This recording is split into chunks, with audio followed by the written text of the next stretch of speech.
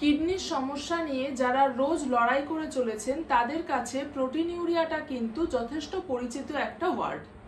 কারণ কিডনির সমস্যার প্রাথমিক লক্ষণই হচ্ছে প্রোটিনিউরিয়া। তাহলে চলুন আজকে এই প্রোটিনিউরিয়া নিয়ে কিছু তথ্য বিস্তারিতভাবে জেনে নেওয়া যাক। নমস্কার, আমি দেবপ্রিয়া সাহা, আপনারা দেখছেন আপনাদের favourite YouTube channel just diet. তো প্রথমেই আমরা জানবো যে প্রোটিনিউরিয়া শব্দটির অর্থ কী। প্রোটিনিউরিয়া শব্দটি থেকে আপনারা হয়তো বুঝতেই পারছেন যে এর অর্থ হচ্ছে ইউরিন থেকে প্রোটিন বেরিয়ে যাওয়া। এই প্রোটিনিউরিয়া কিন্তু কোনো রোগ নয়, এটা কিন্তু লক্ষণ মাত্র। এই লক্ষণ থেকে আপনারা নির্ধারিত করতে পারবেন যে আপনাদের কিডনির সমস্যা আছে কি নেই, বা যদি হয়েও থাকে সেটা তাহলে পরবর্তীকালে কতটা কি গ্রো করবে। কারণ যদি কারোর দীর্ঘকাল ধরে ডায়াবেটিস থেকে থাকে তবেও কিন্তু তার একটা টাইম পরে প্রোটিনিউরিয়া শুরু হতে পারে।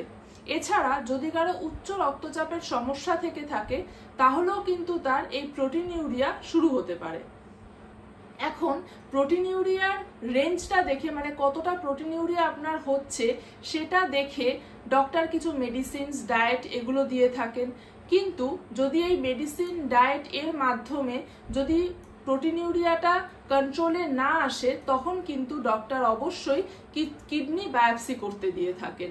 কারণ কিডনির কিছু জেনেটিক ডিজিজ এরকম রয়েছে যেগুলোর আন্ডারলাইন লক্ষণটা হচ্ছে প্রোটিনিউরিয়া, যেমন কি FSGS, MPGN, SLE নেফ্রোপ্যাথি, এই সমস্ত ডিজিজ, IgA নেফ্রোপ্যাথি, এই সমস্ত ডিজিজগুলোর লক্ষণটা কিন্তু একটা আনকন্ট্রোলড প্রোটিনিউরিয়া হয়ে থাকে।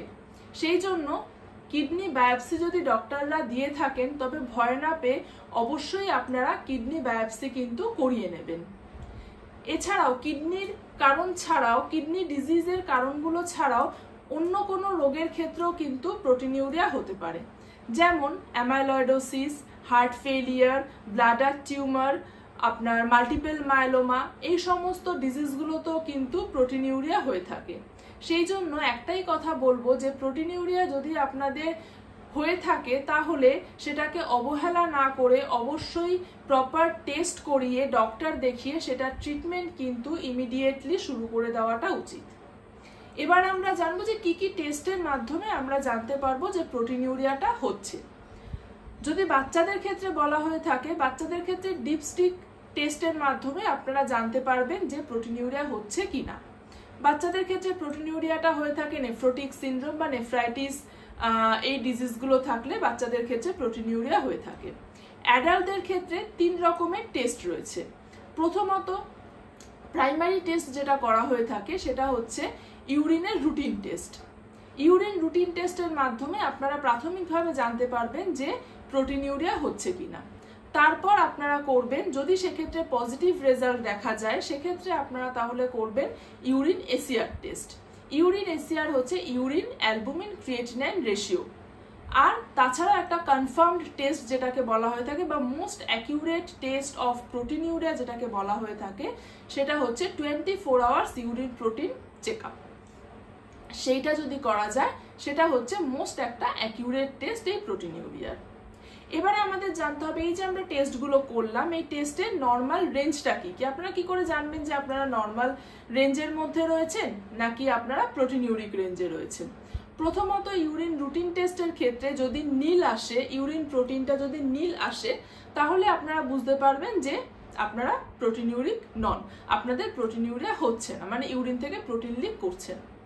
দ্বিতীয়ত যদি সেখানে দেখা যায় যে ট্রেস অ্যামাউন্টের প্রোটিন আছে বা প্লাস বা ডাবল প্লাস বা ট্রিপল প্লাস, এইরকম যদি প্রোটিনিউরিক যদি রেঞ্জ থেকে থাকে তাহলে আপনাদের বুঝতে হবে যে হ্যাঁ এক্ষেত্রে কিন্তু সামান্য পরিমাণে প্রোটিনিউরিয়া শুরু হয়ে গেছে।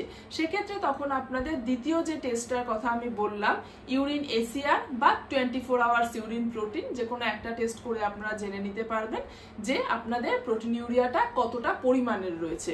লাইক যদি আপনারা ইউরিন এসিআর টেস্ট করে থাকেন প্রথমে, তাহলে সেটার রেঞ্জ যদি 0 to 30 mg/গ্রামের মধ্যে আসে তার মানে আপনাদের প্রোটিনিউরিয়া নেই। যদি আপনাদের প্রোটিনিউরিয়াটা 30 থেকে 299 mg per গ্রামের মধ্যে আসে তাহলে আপনাদের মডারেটলি ইনক্রিজ করেছে প্রোটিনিউরিয়া রেঞ্জটা। আর এছাড়া যদি 300 mg per গ্রামের ওপরে থাকে আপনাদের এসিআর রিপোর্টটা, তার মানে কিন্তু আপনার সিভিয়ারলি ইনক্রিজড করেছে প্রোটিনিউরিয়াটা। আর যদি 24 আওয়ার্স ইউরিনের ক্ষেত্রে বলা হয় তাহলে আপনাদেরকে দেখতে হবে 100 mg per লিটার এর নিচে যদি থাকছে তাহলে কিন্তু আপনারা প্রোটিনিউরিক নন, আর যদি এর ওপরে থাকে তাহলে কিন্তু আপনারা প্রোটিনিউরিক রেঞ্জের মধ্যে রয়েছেন। এরপর আমরা জানবো যে প্রোটিনিউরিয়াটা কেন হতে পারে। বিভিন্ন রকম কারণে কিন্তু প্রোটিনিউরিয়া হতে পারে, শুধু যে কিডনির সমস্যার জন্যই প্রোটিনিউরিয়া হচ্ছে তা কিন্তু নয়। প্রথমত হচ্ছে প্রচুর স্ট্রেস এবং ডিপ্রেশন আজকালকার দিনে প্রচুর বেড়ে গেছে, সেই কারণেও কিন্তু আপনাদের সাময়িকভাবে প্রোটিনিউরিয়া হতে পারে। দ্বিতীয়ত ইনসোমনিয়া, মানে রাতে ঘুম না হওয়া। যদি রাতের পর রাত যদি ঘুম না হতে থাকে কোনো কারণে, সেক্ষেত্রেও কিন্তু আপনার একটা প্রোটিনিউরিয়া শুরু হতে পারে। ডিহাইড্রেশন থেকে প্রোটিনিউরিয়া হতে পারে, যদি কখনো জল কম খাওয়া হয়ে থাকে, আপনি দীর্ঘদিন ধরে জলটা আপনার কম খাওয়া হচ্ছে, বডিতে একটা ডিহাইড্রেশনের স্টেট তৈরি হয়েছে, তো সেক্ষেত্রে আপনাদের প্রোটিনিউরিয়া শুরু হতে পারে। ভিগোরাস এক্সারসাইজ, আপনি খুব ইন্টেন্স এক্সারসাইজ করছেন, সেক্ষেত্রেও কিন্তু আপনার প্রোটিনিউরিয়া শুরু হতে পারে। সেক্ষেত্রে মাসেল ভেঙে প্রোটিনটা ইউরিন দিয়ে বেরোতে থাকবে। এছাড়াও তো যেটা আছে যে কিডনির সমস্যার জন্য প্রোটিনিউরিয়া হতে পারে। এবার কিডনির সমস্যার জন্য কেন প্রোটিনিউরিয়াটা হয়ে থাকে সেটা আমি একটু ইলাবোরেট করে দিচ্ছি। নর্মালি যখন কিডনি কাজ করে, কিডনির মধ্যে খুব সূক্ষ্ম জালিকাগুলো থাকে, তো সেখান থেকে সেই জালিকাগুলোকে ভেদ করে কিন্তু প্রোটিন বেরোতে পারে না। প্রোটিনের মধ্যে ধরুন আপনার অ্যালবুমিন আছে, মায়োগ্লোবিউলিন আছে বা নর্মাল গ্লোবিউলিন রয়েছে, সেগুলো কিন্তু ওই জালিকা ভেদ করে বেরোতে পারে না, কারণ এই প্রোটিনগুলোর কণাগুলো খুব বড় সাইজের হয়ে থাকে। মেনলি অ্যালবুমিনের কণা কিন্তু সবচেয়ে বড় সাইজের হয়ে থাকে। তো সেক্ষেত্রে যদি নর্মালি কিডনি কাজ করে থাকে তবে কিন্তু প্রোটিনিউরিয়া হওয়ার কথা নয়। যখন নাকি কিডনিটার সমস্যা করছে তখন এই জালিকাগুলো ড্যামেজ হয়ে যাচ্ছে, ড্যামেজ হওয়ার পরে জালিকাগুলি বড় হয়ে যাচ্ছে, সেই জন্য প্রোটিনের মতন বড় বড় কণাগুলো কিন্তু ইউরিনের মাধ্যমে বেরিয়ে আসতে শুরু করে, আর তখনই আমরা ইউরিনে প্রোটিন বা প্রোটিনিউরিয়া এই স্টেটটা কিন্তু ফোমি ইউরিনে ফেনা হওয়া, এই সমস্ত স্টেট কিন্তু তখনই দেখা যায়। এই জন্যই আমাদের তখন মনে হয় যে কিডনির কোনো সমস্যা হয়েছে। এবার আমরা জানবো যে এই প্রোটিনিউরিয়াটা আপনারা ম্যানেজ করবেন কি করে। 3 রকম ভাবে প্রোটিনিউরিয়া ম্যানেজ করা যায়। প্রথমত হচ্ছে গিয়ে থ্রু মেডিসিনস আপনারা এটাকে ম্যানেজ করবেন, থ্রু ডায়েট আপনারা ম্যানেজ করবেন, আর থ্রু যোগা এক্সারসাইজ মেডিটেশনস এর মাধ্যমে আপনারা এটাকে মেনটেন করবেন। মেডিসিনের মাধ্যমে কিভাবে হবে, যদি আপনাদের প্রোটিনিউরিক রেঞ্জ খুব বেশি থেকে থাকে তখন আপনারা অবশ্যই ডক্টর কনসাল্ট করবেন। কিছু মেডিসিনস রয়েছে প্রোটিনিউরিয়া কম করার জন্য, সেগুলো ডক্টররা অ্যাডভাইস করলে প্রপারলি সেই মেডিসিনসগুলো আপনাদের নিতে হবে প্রোটিনিউরিয়াটা কম করার জন্য। দ্বিতীয়ত হচ্ছে ডায়েট।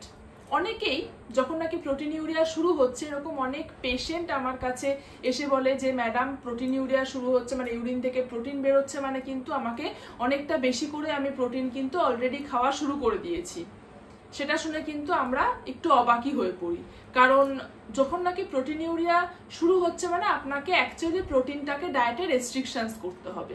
প্রোটিন কিন্তু আপনি বেশি পরিমাণে যদি খেতে শুরু করে দেন সেটাকে কম্পেনসেট করার জন্য বা সেটাকে রিপ্লেনিশ করার জন্য, তাহলে কিন্তু আপনার প্রোটিনিউরিয়াটা আরো বাড়তে থাকবে কমার বদলে। তো যখনই আপনাদের প্রোটিনিউরিয়া শুরু হবে অবশ্যই আমাদের সাথে কনসাল্ট করে একটা প্রোটিন রেস্ট্রিক্টেড ডায়েট চার্ট বানিয়ে নিয়ে সেটাকে আপনাদের কিন্তু মেনটেন করতে হবে এটাকে কমানোর জন্য। তৃতীয়ত হচ্ছে কিছু যোগা এক্সারসাইজ, কিছু মেডিটেশনস এরকম রয়েছে যাতে কিনা আপনার স্ট্রেস ডিপ্রেশনটা অনেক কম হবে, আপনার মাসেলে যে প্রোটিনের যে লসটা হচ্ছে সেটাকে আপনার ঠিক রাখবে, বা যে রাতে ঘুম হচ্ছে না, ইনসোমনিয়া আছে, সেই স্টেটটাকে ঠিক রাখবে।